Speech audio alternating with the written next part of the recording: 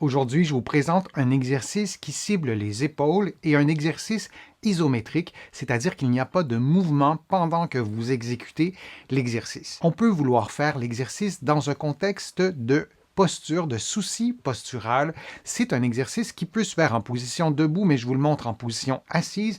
Et pendant l'exercice, on peut prendre conscience de notre posture, de préserver notre alignement articulaire durant un effort avec les épaules et durant un effort qui est à l'inverse de ce qu'on fait dans la vie de tous les jours lorsqu'on passe, par exemple, nos journées devant un écran, devant un clavier, la tête souvent déplacée un peu plus vers l'avant, les épaules arrondies, la posture relâchée. Alors cet exercice stimule exactement l'inverse. Je vous invite, par exemple, à le faire au travail devant votre ordinateur. Vous pouvez même le faire de façon répétée durant la journée, en l'alternant peut-être aussi avec d'autres exercices.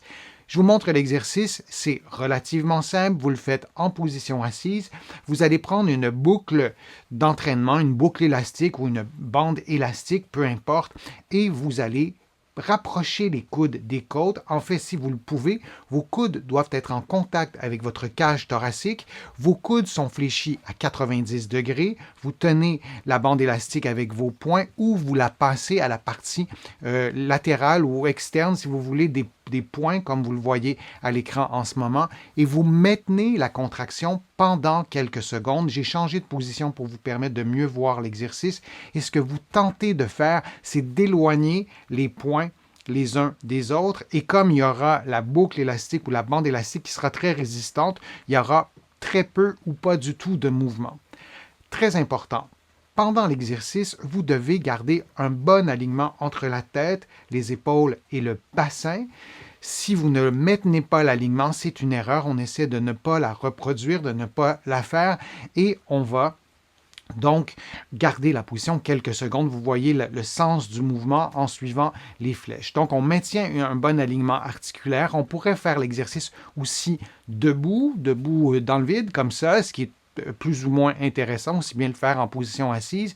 Par contre, ce qui est intéressant, et c'est particulièrement aidant pour la posture, vous pouvez faire le même exercice, mais debout, adossé au mur, en tentant de rapprocher la tête, les épaules, les fesses du mur. Vous pouvez garder les genoux un peu pliés, ça sera plus facile. Et lorsque vous êtes adossé au mur, là je ne suis pas adossé au mur, mais regardez la position de la tête, il est possible, pour mille et une raisons, que votre tête soit très loin du mur. Vous tentez de rapprocher la tête du mur en gardant un bon alignement articulaire, mais si le fait de faire l'exercice adossé au mur, la tête au mur, place votre tête en hyper-extension, on ne veut pas ça, soit que vous placez un coussin, une serviette roulée derrière la tête, ou que vous ne retrouvez pas un contact, vous ne touchez pas avec la tête au mur, vous gardez une certaine distance. On ne veut pas d'hyperextension au niveau de la tête. Si vous faites l'exercice en position assise, au-delà du mouvement que je vous montre, de garder l'effort pendant quelques secondes et de relâcher, je vous invite aussi, pendant l'exercice, à faire vraiment un effort très conscient pour tenter d'avoir une posture très allongée, c'est-à-dire que vos fesses sont bien appuyées dans la chaise, vous contractez les abdominaux profonds, je le fais en ce moment sans bloquer votre respiration, et vous tentez d'être le plus haut, le plus grand, la plus grande possible, toujours en maintenant une certaine pression avec votre bassin sur la chaise et en maintenant votre courbure lombaire. La courbure du bas du dos doit être maintenue et ni amplifiée ni effacée et de vous tenir le plus droit possible pendant que vous faites l'exercice, comme ce que vous voyez en ce moment. Vous maintenez tout ça pendant 10 secondes. Vous pouvez maintenir aussi pendant 60 secondes si vous le voulez. Vous prenez une pause et si vous avez maintenu 10 fois, vous répétez 10 secondes, vous répétez 10 fois et vous pouvez faire 3 à 4 séries de cette façon-là. Je vous invite à combiner cet exercice-là à un autre qui stimule aussi les mêmes groupes musculaires, par exemple les rotateurs externes des épaules, des muscles importants dans la stabilité des épaules. Donc, combiner cet exercice à d'autres exercices.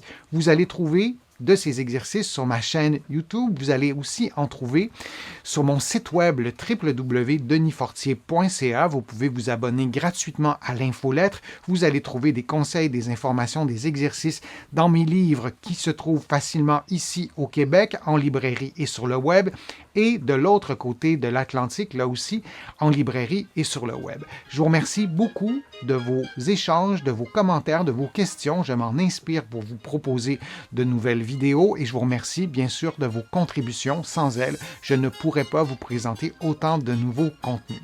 Je suis Denis Fortier. Je vous dis à une prochaine fois, une prochaine vidéo. À bientôt.